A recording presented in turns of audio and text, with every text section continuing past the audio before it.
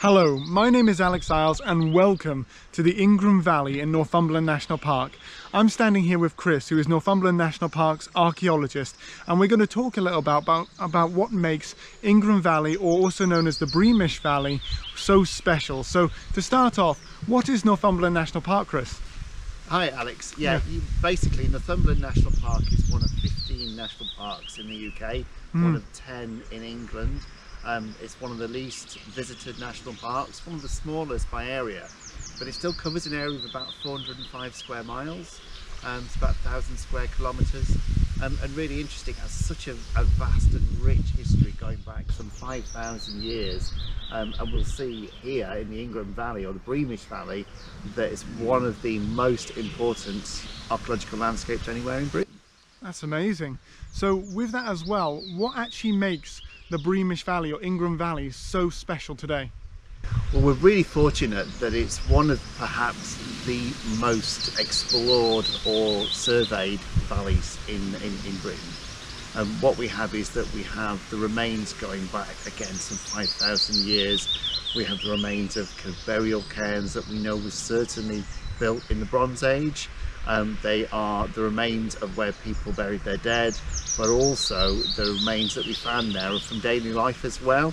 There's a whole range of artifacts that were found in that area in terms of domestic cooking pots that were repurposed and reused as burial or cremation urns or urns for burial.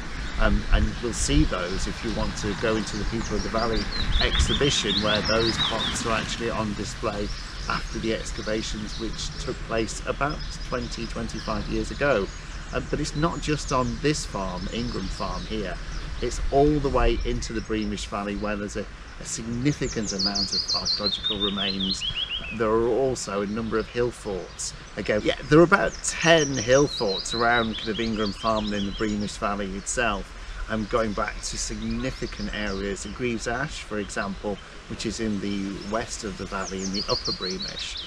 But not just prehistory, there's also extensive remains of abandoned settlements from the medieval period as well.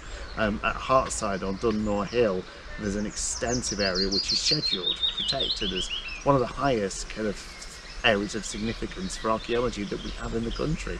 And it would be remiss of me if I didn't say that actually England's largest scheduled monument on Ingram Farm, of about 500 hectares, is one of the most important pieces of archaeological landscape that we have anywhere in this country.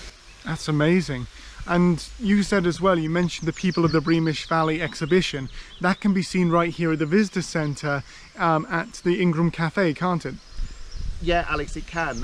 This is actually the old schoolhouse. So again, it was a former school which has been repurposed by the National Park Authority for an archaeological exhibition, and it's now run as Ingram Cafe, as a local business which also has events as well as getting a tasty snack and a cup of tea.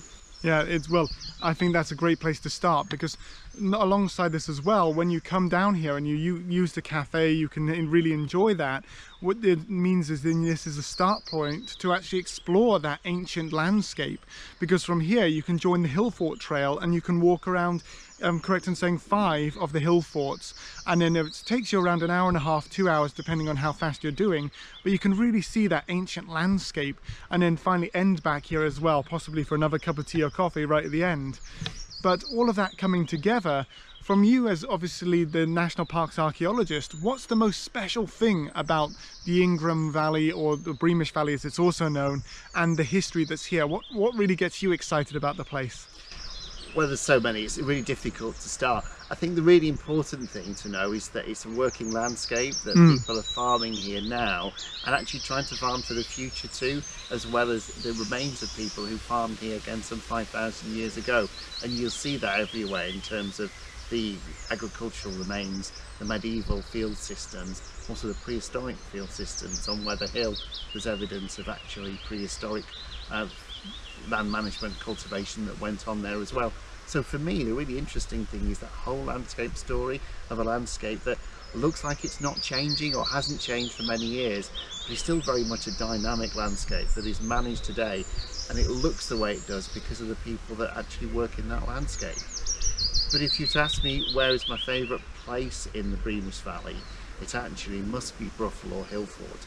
And the particular spot that I like is when you're going on the western ramparts of the Hillfort and you get a spectacular view of all of the Breamish Valley, and the hills beyond really opens up for you, and you get a sense of the scale of these wide open dramatic landscapes that the national park is famous for.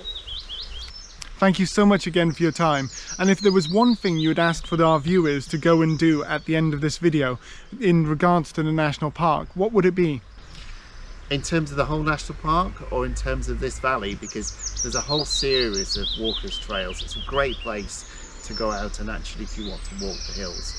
There's a Hillfort trail that leads on from the old schoolhouse here, the cafe, and you can follow that through the medieval village of Ingram up onto the hills around Ingram Farm, and you'll see those numerous hill forts and enclosures and field systems. Really get a sense of time depth, almost like walking back in time.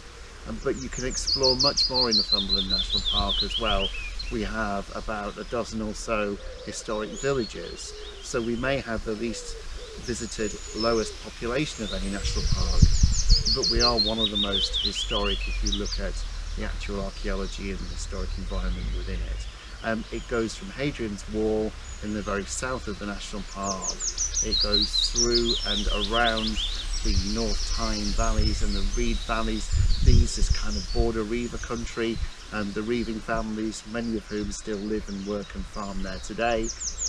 Right up through Coquetdale, which is again absolutely stunning, dramatic and historic valley. Right up through past where we are in the Breamish, up into the area around Yevering Bell, one of the largest hill forts that we have, certainly in Northumberland. And you want to explore that area, there are plenty of walkers trails and public rights of way where you can actually access that.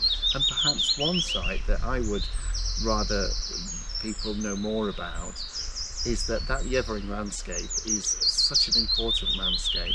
It has the Anglian or Anglo-Saxon royal township and the place where we believe King Edwin and his wife held court, and there were baptisms in the River Glen by Bishop Paulinus, so important Anglo-Saxon royal centre, and one of the most important archaeological sites that we have, certainly in Northumberland, if not in the country. That's amazing. And if you would like to see more of that, in the description below I'll put a link to Northumberland National Park so you can explore it for yourself online, and then if you are coming up here to the north of Britain, you can explore that region as well. As per usual, I'll ask you to like and subscribe. Please share with the video with your friends, and if you'd like to, I also have a Patreon which you can support, and then that will help steer some of the content for the channel in the future. Thank you as always, and stay safe and well.